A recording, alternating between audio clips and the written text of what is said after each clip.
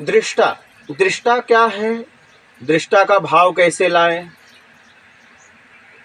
उसे समझें। दृष्टा तो हम हैं, बस दृष्टा में क्या होता है, दृष्टा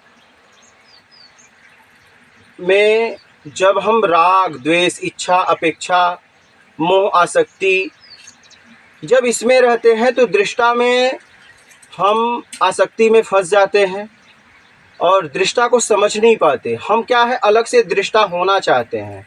दृष्टा होना नहीं है, दृष्टा तो आप हैं। जैसे आप दूर से देखें, आपको कोई पेड़ दिखा और वो फल से, उसमें फल लगा हुआ है, उसमें फल है। आप जब लेने के लिए गए तो आपने देखा कि कुछ सड़ा है, कुछ अच्छा है, कुछ पके हैं, कुछ कच्चे हैं। तो जो सड़ा है उसमें द्वेष हो गया, जो अच्छे हैं उसमें राग हो गया। जब आपको कुछ चाहिए उसमें राग द्वेष पैदा हो जाता है और राग द्वेष हमें परेशान करता है। राग द्वेष से विकार आते हैं। तो राग द्वेष से हटने का प्रयास करिए। दृष्टा में आप हो, आप भाव से अपने आप को शुद्ध करिए। जिस दिन आप राग द्वेष से मुक्त हो जाएंगे उस दिन आपको दिखेगा जो है। अभी क्या है, अभी वो दिख रहा है जो आपको चाहिए।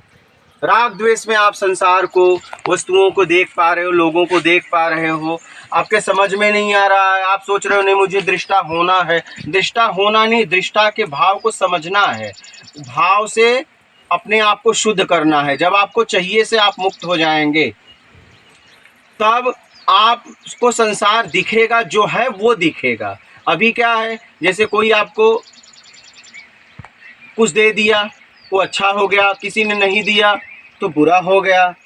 आप जैसा चाहे, सामने वाले ने आपके साथ वैसा बर्ताव कर दिया तो अच्छा आदमी है।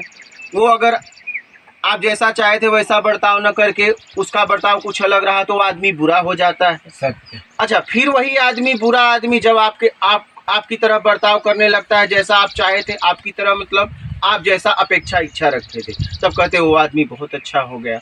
तो कहने का मतलब आप चाहिए से मुक्त हो, किसी से कुछ अपेक्षा ही मत रखो। जो जिसका स्वभाव है, जैसा है वो वैसा ही रहेगा। अगर कोई फल सड़ा हुआ है उसमें उस फल का क्या दोष है? कोई फल सुंदर है उसमें उस सुंदर फल का क्या वो है तो है। कोई सुंदर फूल है, कोई मुरझाया हुआ फूल है, तो क्यों मुरझाए हुए फूल से राग द्वेष पैदा करना? क्यों सुंदर फूल में राग द्वेष पैदा करना? आप इस राग द्वेष से निकलिए। राग द्वेष की वजह से भटकाव है और अपने जीवन में आगे बढ़ें।